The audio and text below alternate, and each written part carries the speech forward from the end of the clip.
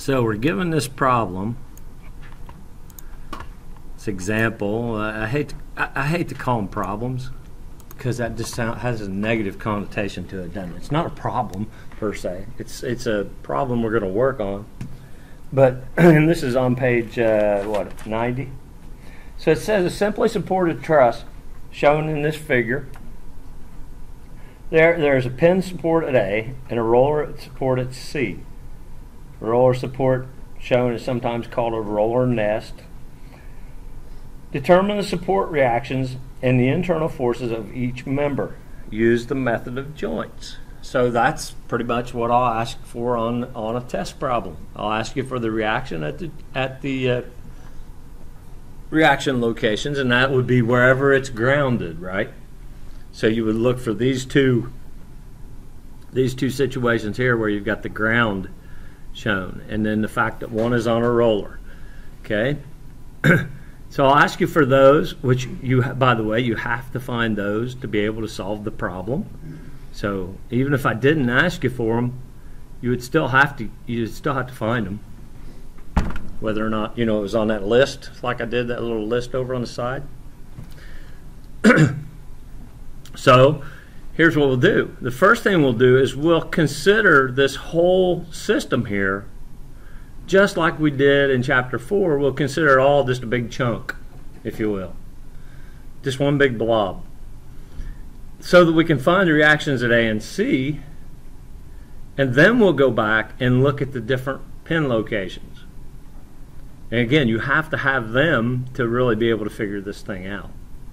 So I just go in and do Chapter 4 again. So I do summation of forces in the X equals 0. I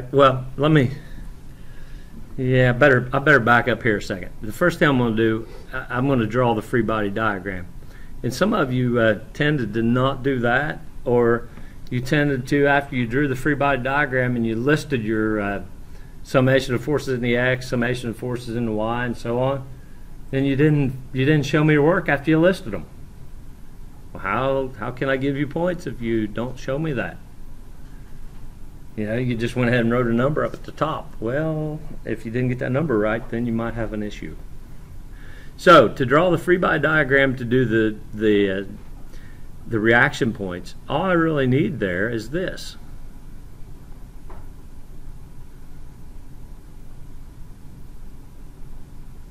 I've probably got some kind of AY doing this.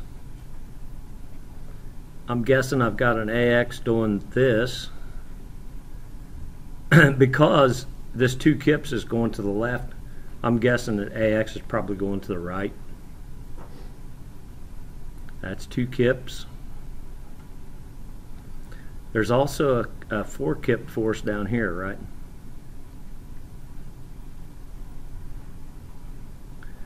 Then I'm guessing that CY is probably pushing up too, but that doesn't necessarily have to be the case because this 2 kips right here is trying to rip it out of the floor, isn't it? If it's pinned at A. So CY may actually be trying to hold it down. So it gives me that I've got 5 feet here and 7 feet here. And then I'm given, and CX we know is 0, right? Because it's a roller. And the distance here is giving us 6 feet. That's all I need to do the first part, right? Chapter 4. So I'll go in there and I'll do that.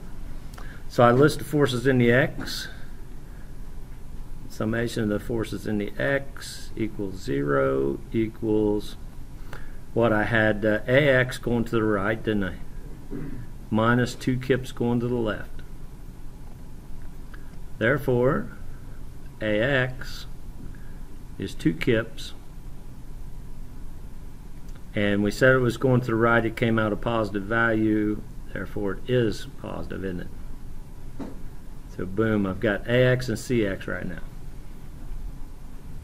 Do my summation of the forces in the Y.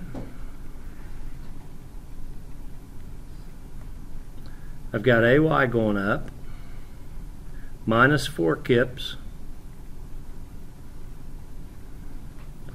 plus By, right? The 2 kip force up at the top, it doesn't do anything in the Y, no more than the 4 kips did anything in the X. But I've got 2 unknowns, so I can't do that. So I'll do the summation of the forces, summation of the moments. Now, do I want to do it at C or A? It probably doesn't matter. So I'll just do it at A like I always do. Creature of habit. Okay, so I've got the 4 kip force 5 feet away. It's trying to make that thing go clockwise, which is negative. 4 kips, 5 feet. Plus 2 kips, right? The 2 kips is trying to make that thing go counterclockwise relative to A, so it's going to be a positive value, and it's 6 feet away. Plus By, and it is actually 12 feet away, isn't it? That's supposed to be CY. Oh, CY, thank you. I'm so used to B. And then the summation. Yeah.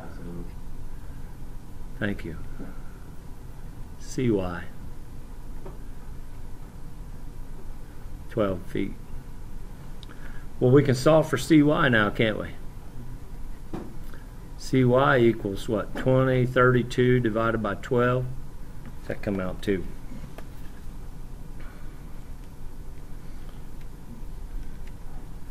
About 2.67. That look right? Huh? Something not right. Let's, it's one of them's a negative, one's a positive, isn't it? Yeah. This goes to the other side of the equation, becomes positive. This is negative. So 20 minus 18, or 20 minus 12, right? So that's 12, or 8. Excuse me. 8 divided by 12.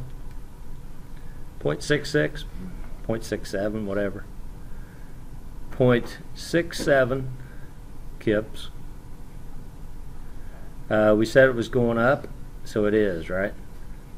You see why I was questioning whether or not it was going up or down? At 0.67, that's pretty close to going the other way, isn't it?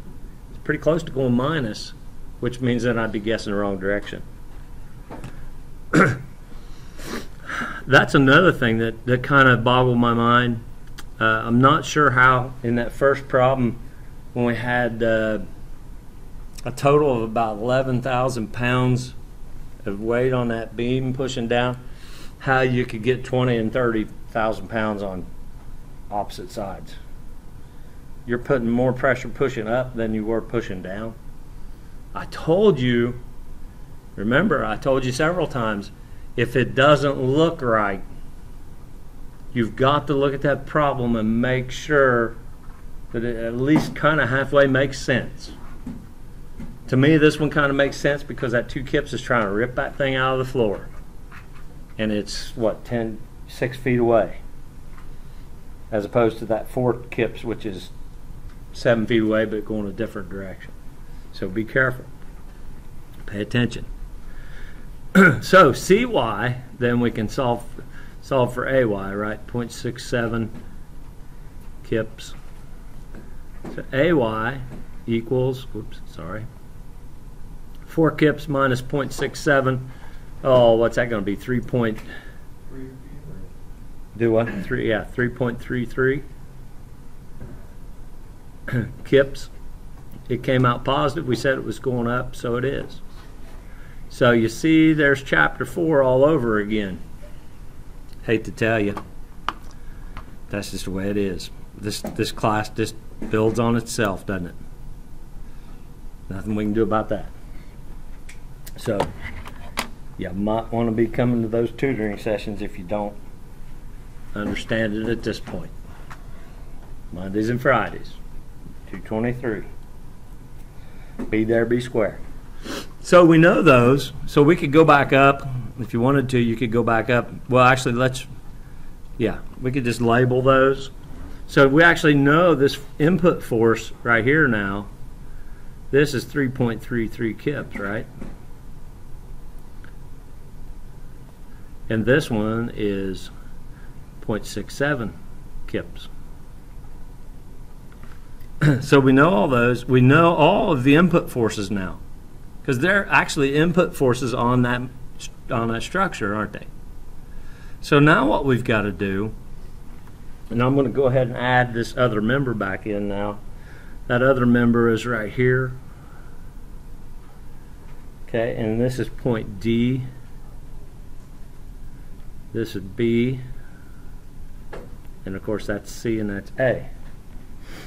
So now what we've got to do is we've got to start looking at those different locations and find out what's going on to AB, AD, BD, and CD.